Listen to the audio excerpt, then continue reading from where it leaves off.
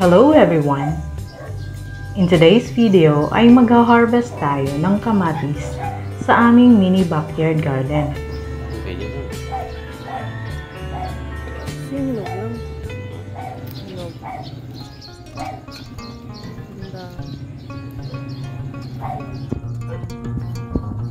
Buwan ng Pebrero, ito yung buwan kung kailan naumpisahan naming i-harvest ang aming cherry tomatoes. Maliliit lang ang bunga ng cherry tomato, pero kumpul-kumpul naman. Nakakatuwang tingnan kasi hitik na hitik sa bunga.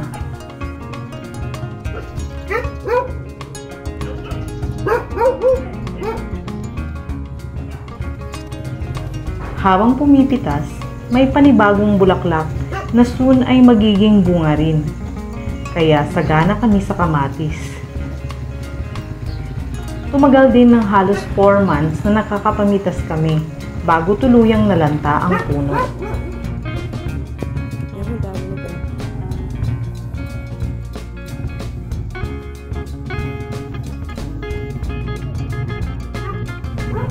Wala kaming nilagay na commercial fertilizer at pesticides. Mas masarap kasi ang organic dahil alam mong safe, walang chemicals na nakakasira sa kalusugan.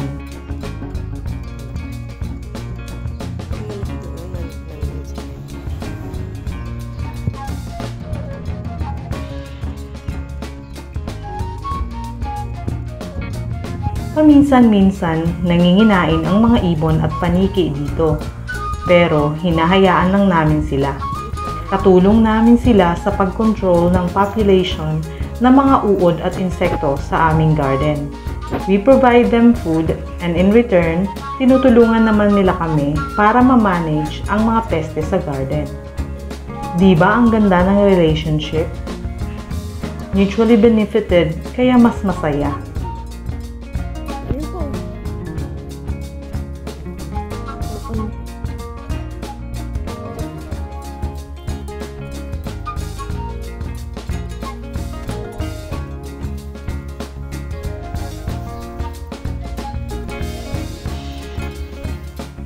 Ang mga halaman, basta alagaan mo lang, di ka bibiguin yan.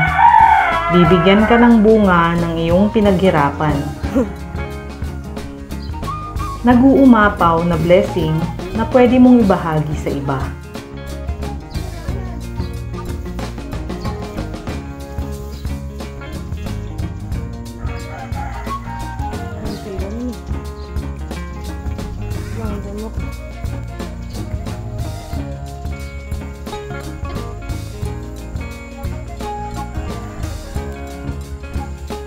Nakakatuwang pagmasdan dahil ang daming bunga. Hindi sabay-sabay naihinog kaya halos araw-araw may pwedeng pitasin.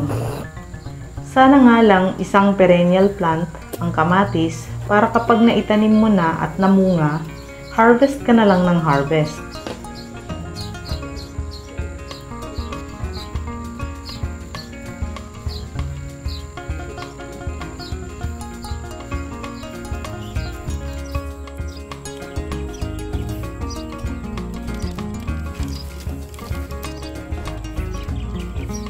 After a day or two, harvest na naman.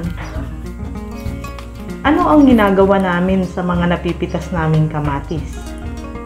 Madalas, ginigisa namin ang kamatis para maging sausawan ng pritong isda. Paminsan-minsan, nagluluto kami ng sarsyado. Ginagamit din namin ang kamatis sa sinigang at pinangat. Pero mas paborito ko ang nilagang kamatis na may luya at asin. Kapag ito ang sausawan namin, taob talaga ang kaldero.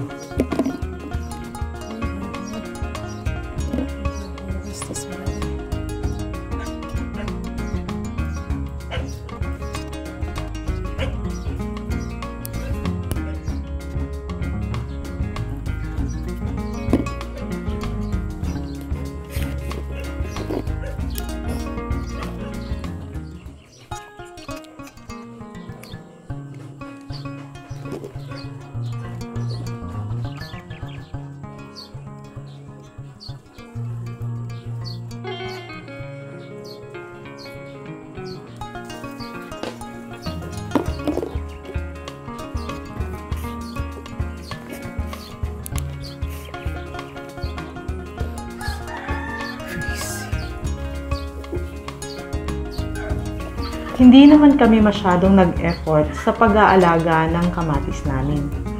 Isang beses sa isang araw lang namin dinidiligan ito. Tuwing umaga bago sumikat ang araw. Hindi kami nagdidilig sa hapon o gabi dahil di agad matutuyo ang lupa kaya tutubo ang mga fungus. Gustong-gusto rin ng mga insekto o peste ang mamasa-masang lupa kaya dadami ang populasyon nila sa garden.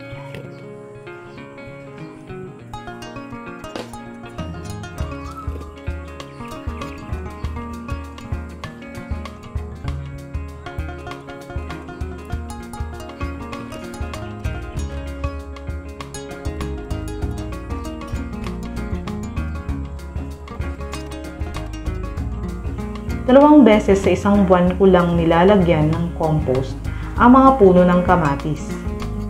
Kaya ganun ang naging sistema ko dahil nag-a-apply din ako ng liquid fertilizer. Isa o dalawang beses sa isang linggo, dinidiligan ko ng hugas bigas na diluted sa tap water. Dinidiligan ko rin paminsan-minsan ng tubig mula sa aming mini pond.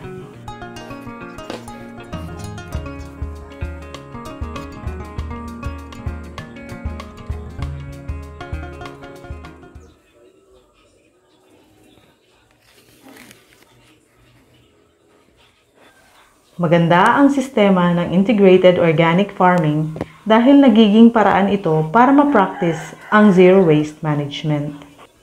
Ang mga waste galing sa kusina at poultry ay ginagawa naming compost. Anything na nabubulok ay diretso sa composting bin.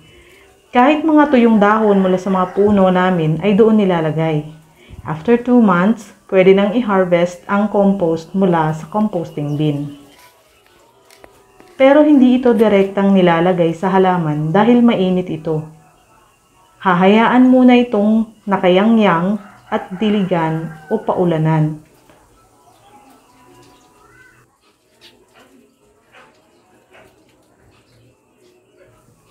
Kapag hindi na mainit ang compost, pwede na itong ilagay sa mga halaman. Broadcast method ang ginagawa ko. Ito ang paraan ng pag-a-apply ng fertilizer na kung saan ay ibinubudbud sa paligid ng puno ang fertilizer. Less effort, di ba? Kapag organic ang patabang ginagamit, ay wala kang dapat ipag-alala kahit masobrahan. Mas madaming organic fertilizer, mas gaganda ang lupa, mas maganda ang ani, at mas happy ang tummy. Happy din ang bulsa. Happy din ang kapwa. Ay, pastilan. Tara na! Let's grow! Thank you for supporting our channel.